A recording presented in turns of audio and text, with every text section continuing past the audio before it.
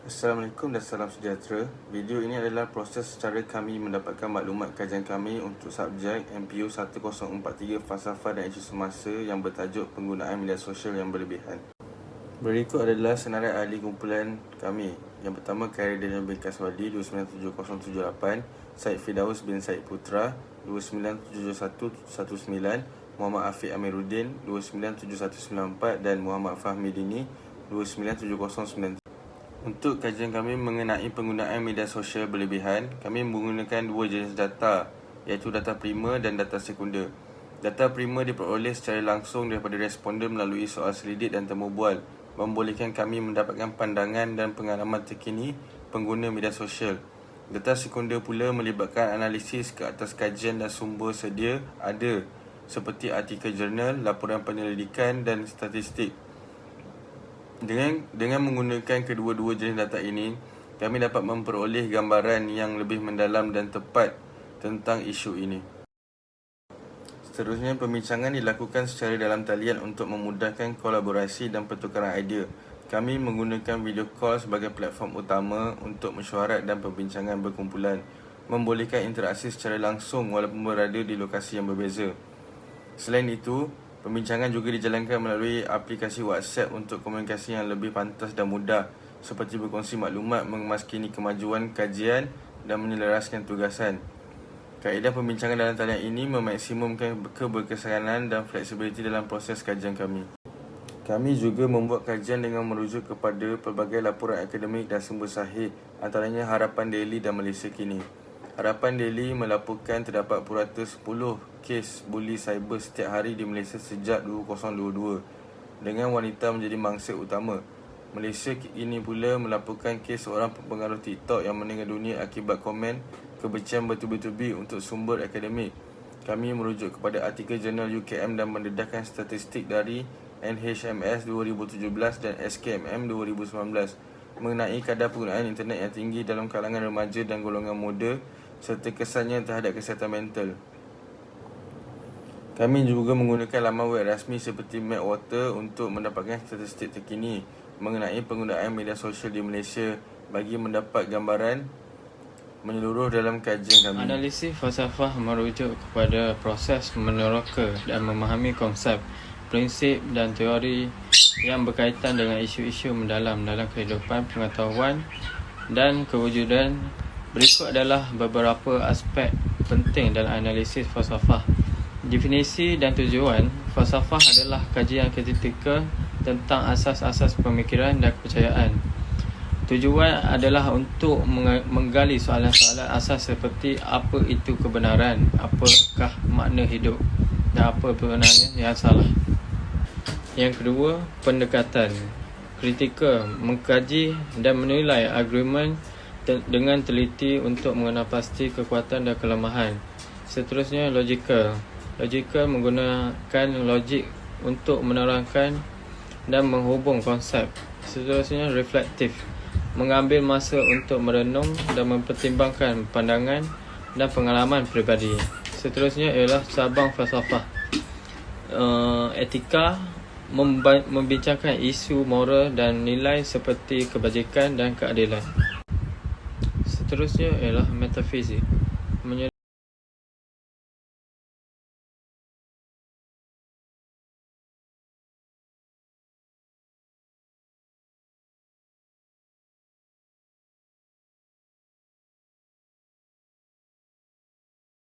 Saya Muhammad Afiq Amiruddin bin Muhammad Jari, nombor metrik 297194. Kekangan masa dalam menyiapkan tugasan adalah masalah yang sering dihadapi pelajar, terutamanya yang bekerja sambil belajar. Beberapa faktor utama yang menyumbang kepada kekangan ini termasuk jadual yang padat, komitmen kerja dan belajar yang bertindih menyukarkan pengagihan masa yang efektif. Seterusnya, kepenatan dalam setelah bekerja menyebabkan pengurangan fokus dan produktiviti ketika menyiapkan tugasan.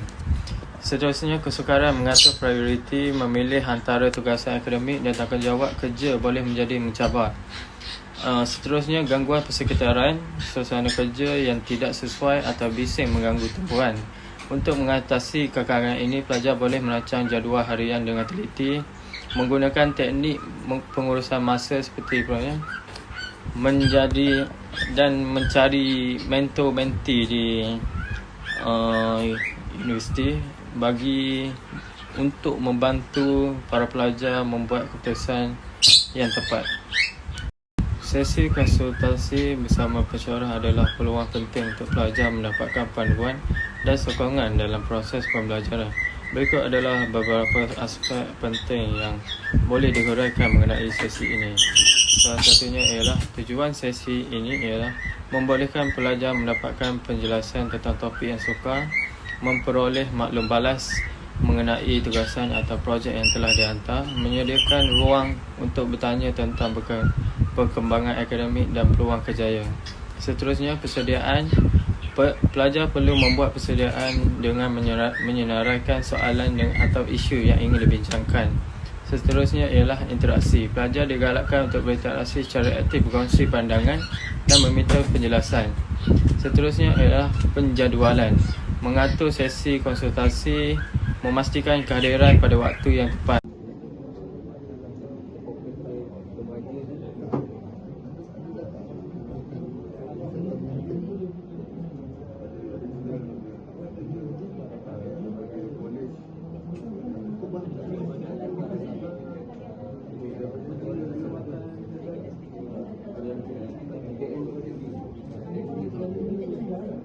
Remaja itu termasuk dalam kelompok masyarakat yang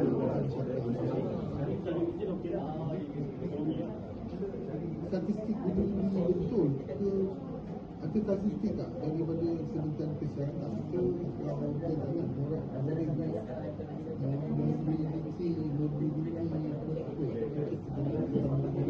orang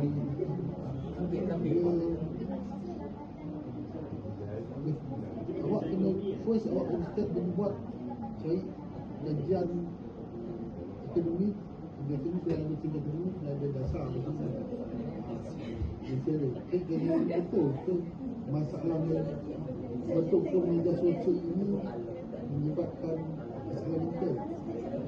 Maksud media sosial apa? Maksud media sosial ini apa dia? Apa maksud awak dengan media sosial ini akan serta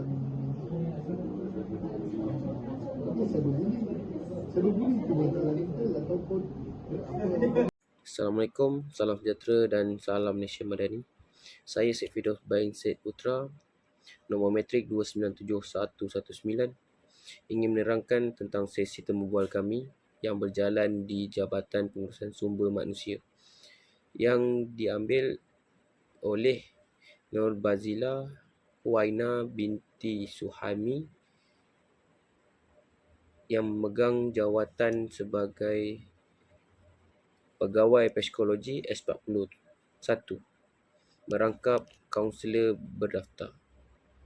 Di dalam unit tersebut terdapat 2 pegawai kaunselor yang berdaftar. Semasa temu bual dijalankan oleh kami menanyakan beberapa soalan kepada Puan Bazila. Antaranya, adakah media sosial membantu kehidupan masyarakat? Media sosial sangat penting terhadap masyarakat sejagat sekarang ini, cuma kegunaan itu digunakan secara positif. Kedua, adakah media sosial mempengaruhi nilai moral seseorang dalam masyarakat? Nilai moral dalam masyarakat yang pelbagai bangsa di negara Malaysia iaitu Melayu, Cina dan India sangat penting kerana nitik beratkan nilai moral sebagai penggunaan media sosial. Cara untuk menanganinya adalah kita sendiri yang mengawalnya ataupun mengambil sesuatu berita tersebut dengan merujuk kesahihan yang lain. Seterusnya, soalan yang kami tanyakan adalah apakah faktor pengaruh media sosial terhadap kesihatan mental masyarakat? Pengaruh media sosial terlalu banyak, tapi kita tidak boleh melihat daripada kesihatan seseorang tu berdasarkan daripada fizikal sahaja. Kita dapat merasakan diri kita baik ataupun sihat, tetapi sebenarnya kita mengalami anxiety yang sangat tinggi. Di Malaysia, bangsa tidak mengajar kita untuk membunuh diri. Tapi setiap individu juga memainkan peranan atau tanggungjawab dalam penggunaan media sosial. Yang terakhir, kami menanyakan soalan cadangan penggunaan media sosial yang sihat. Cara penggunaan media sosial yang sihat, kita cuba kontrol penggunaan kita. Contohnya macam kita bermain media sosial selama sejam, ataupun kita sekatkan penggunaan media sosial tu. Kita cuba mencari buku ataupun surat khabar yang menarik perhatian kita untuk lebih mengurangkan kita dalam media sosial. Assalamualaikum puan, saya Dr. Putra dari UMK Office dan saya Pak Afiq dan Khairil. Kami di sini bertujuan untuk memberikan sedikit pasal kesihatan mental masyarakat dalam sosial media. Kesihatan mental. So kita fokus di kesihatan mental, maksudnya tahap penggunaan media sosial macam mana, gadget ke? Pengaruh media sosial. Pengaruh media sosial terhadap kesihatan mental. Okey, baik.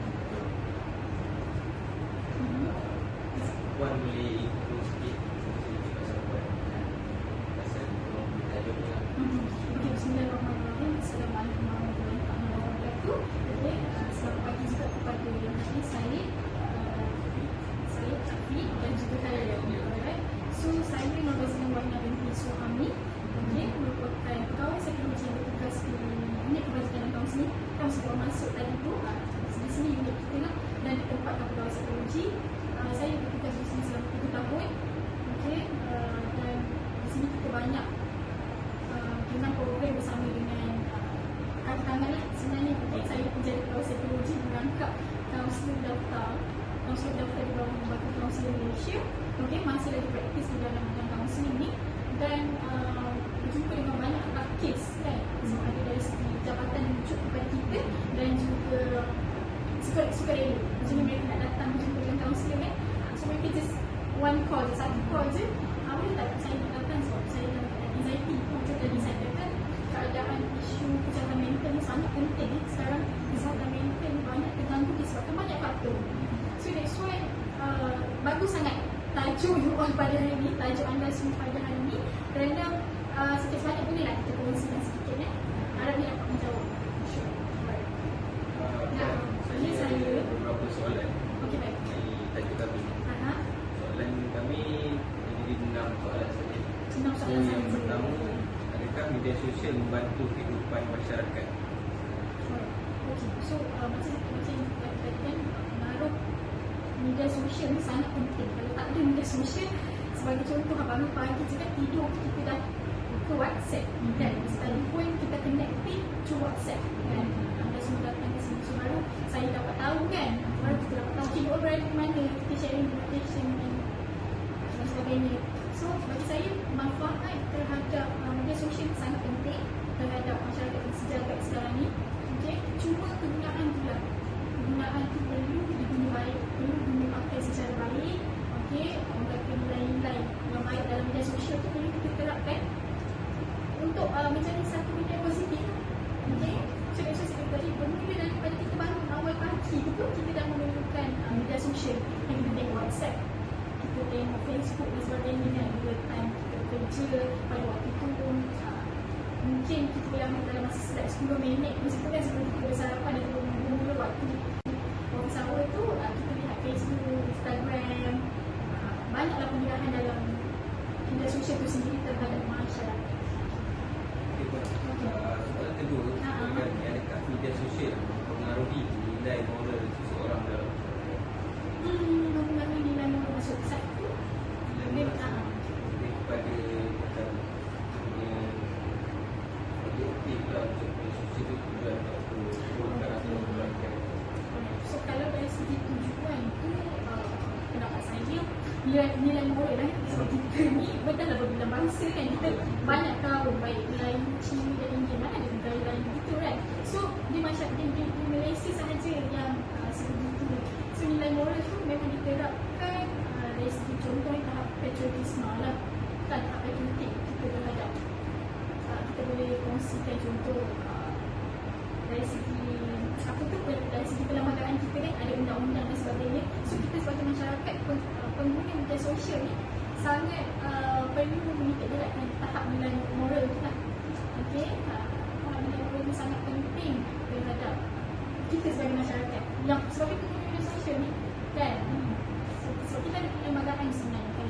Okay, sebenarnya kita ada perlembagaan dan undang-undang. So apa benda yang kita nak utarakan, apa yang kita nak komen dari segi negatif dan positif, itu adalah tindakan kita sendiri dan pilihan. Nampak tak? Dia based on tanggungjawab. Berdasarkan tanggungjawab, kalau kita tahu tanggungjawab kita, kalau kita tahu tanggungjawab kita sebagai masyarakat, perlu orang kata ni lah sebaiknya. Jadi saya teruskan soalan seterusnya. Okey. Adakah media sosial dapat menyuntik nilai murni dalam diri setiap pengguna pada semua pengguna mereka? Maksudnya ni lah, macam kita kan betul lah biasanya gunakan handphone kan. Kita nak tengok Facebook, kita nak tengok apa ni, kita nak tengok kita nak melihat dari segi nilai murni ni. Dia banyak lah sebenarnya. You tengok kan, kalau macam dari segi komen, contoh dari segi tanggungjawab, baik budi, sopan kita kan terhadap masyarakat lain kan. Masyarakat lain kan. Dari segi nilai murni tu boleh diterapkan terhadap masyarakat bermula dengan kita rasa kita bertanggungjawab untuk memberi komen kan, untuk share kan. Sebenarnya lebih kepada Facebook. Kalau saya lebih banyak menggunakan Facebook tu untuk kita membaca bahan ilmiah. Kita jadikan itu satu bahan ilmiah dan perkongsian daripada orang lain tu adalah lebih kepada sekadar perkongsian kepada kita kan, perkongsian untuk kita menjadi individu ataupun manusia lebih baik. Boleh jadi bahan rujukan, betul. Dia banyak dari segi family ke, dari segi anak-anak ke, dari segi kita ni sebagai student, sebagai pelajar, apa lagi yang kita nak menambah baik dari segi ini. So kita boleh rujuk kepada media sosial ni. Okay, so nilai murni tu perlu diterapkan dalam diri. Maksudnya kita tolerate dengan orang lain. Maksudnya kita memberi komen yang baik kan, kita bijak memberi jawapan dan sebagainya lah. Soalan yang seterusnya, adakah media sosial sekadar menyebar fitnah dan berita palsu? Bagaimanakah untuk menangani? Dari segi media sosial memang tak dinafikan, kita sendiri pun akan gunakan perkara-perkara yang baik, baik dari segi publicity, industri hiburan ke kan. Macam baru-baru kita lihat Fazlullah dan Fatah Amir boleh masuk kan.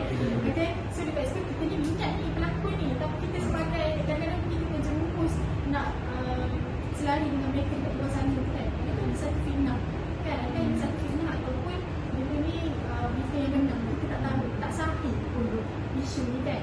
So tak dinafikan akan ada isu fitnah ataupun penyebaran yang benda yang tak sahih ni, tetapi kita sendiri yang mengawal, kita sendiri yang melihat. Macam saya sendiri, rumah saya sendiri tengok dari segi media yang lain, media sumber yang lain yang kita percayai, baru kita percayalah. Tapi still masih lagi tidak mempercayai 100%. Okay, so penyebaran fitnah tu pun bermula daripada pihak yang tidak bertanggungjawab. Okay, so kita sendiri yang memiliki, kita yang meletakkan model, kita yang meletakkan shifter lah kan. So kita tak share sama ada benda ni saya nak ambil ataupun saya ambil sebagai pengajaran dan sahaja. Okay, baik. Seterusnya ada soalan kan? Boleh kan? Puan, apakah faktor pengaruh media sosial terhadap kesihatan mental masyarakat?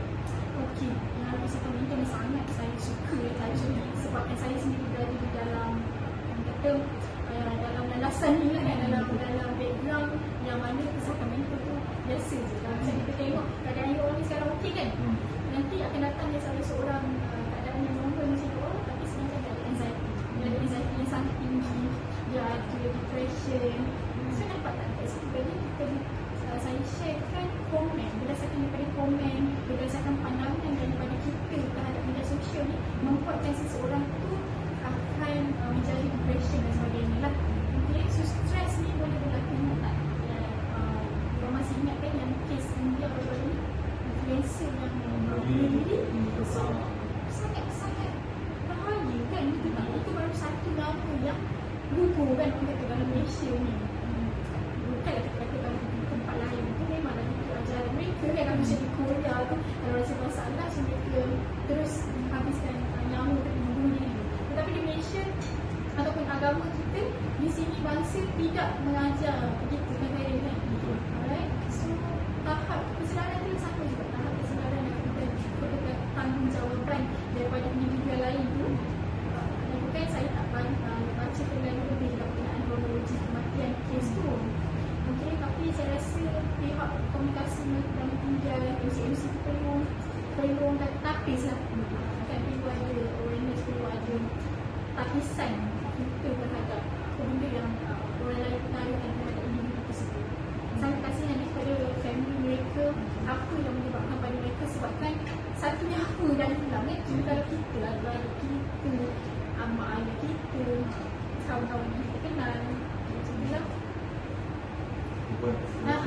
Sajakan penggunaan media sosial dan sihat kepada masyarakat.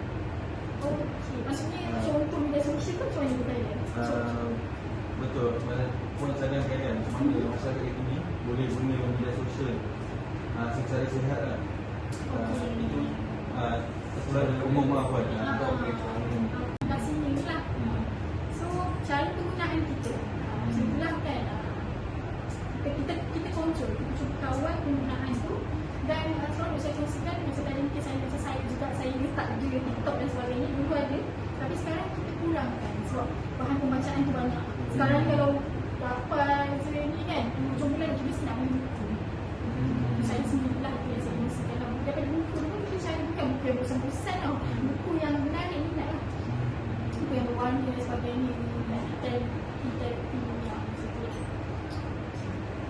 Dan menjawab ke ada apa-apa yang ada nak tambah ke, ada contoh-contoh ke kan. Tapi ni keluar daripada nilai kualian. Okey, keluar. Tapi tak kena luar kan? Tapi misalnya Okey, kalau orang yang ada masalah mental ni apa? Misalnya berapa lama untuk ambil biasanya lah untuk dia back on track lagi? Okey, macam mana mereka nak kembali ke asal kan, kembali ke normal lah. Macam mana kira perempuan counselling ni kan untuk dia? Okey, dia banyak kita, salah satunya sebab tu saya sendiri sebagai kaunselor berdaftar, so mereka kena percaya dan juga setiap sesi tu dia beransur-ansur. Kita ada like dalam 4 atau 5 sesi perjumpaan bersama mereka. So untuk sesi pertama kita boleh explore dia, apa isu dia. Tetapi yang untuk sesi yang kedua, seterusnya kita boleh berikan pendekatan yang mana namanya psikoterapi. Pendekatan psikoterapi ni, psikologi ni sebadan kita lah, bermula daripada pemikiran, bermula daripada emosi dan seterusnya dilihat daripada tingkah laku. Okey, so ketiga benda ni seseorang yang hadir itu kalau macam mereka ni anxious, mereka ni tak boleh tidur, mereka ni ada insomnia tau. Orang sampaikan 3 bulan saya tak tidur. 3 bulan saya tak tidur. So dekat situ kita kena jagakan balik lah. Macam kita bagi mereka homework untuk rutinkan balik. Pukul berapa tidur, memang kena janji lah pukul 8 lepas isyak je boleh tak tutup terus phone. Maksudnya kalau you tipu, you tak bantu diri you lah. Okay, takkanlah kaunselor ni nak contact diorang sampai malam sebab kita memang office hour je lah kita bercakap. Okay, so untuk sesi seterusnya saya akan tanya balik berapa lama you tidur. So dalam seminggu tu mesti aku cakap saya dah boleh tidur, saya ada lah kata efek positif lah, improvement itu betul. Ada lah improve tu sedikit, tapi saya tidak kata semua sepenuhnya. Okay, tapi mereka percaya dengan rawatan kita bagi tu mereka buat sendiri atas diri mereka sendirilah yang membantu diri sendiri untuk menjadi lebih sihat. Itulah. Okey. Tujuh pun. Terima kasih. Terima kasih kami semua atas banyak kami dapat buat. Sama-sama.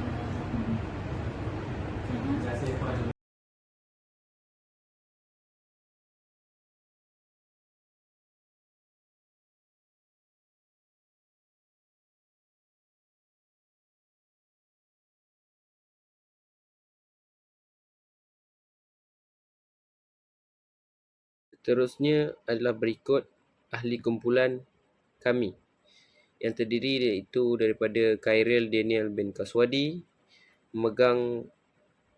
memainkan peranan sebagai infografik, penyunting video, membuat kajian online. Seterusnya saya sendiri menyunting video dan mengumpul data. Yang ketiga, Muhammad Afiq bin Amiruddin membuat kajian soal sidik, Google Form dan infografik. Yang terakhir, ahli kumpulan kami Muhammad Fahmi bin Dini membuat kajian online. Sekian, terima kasih.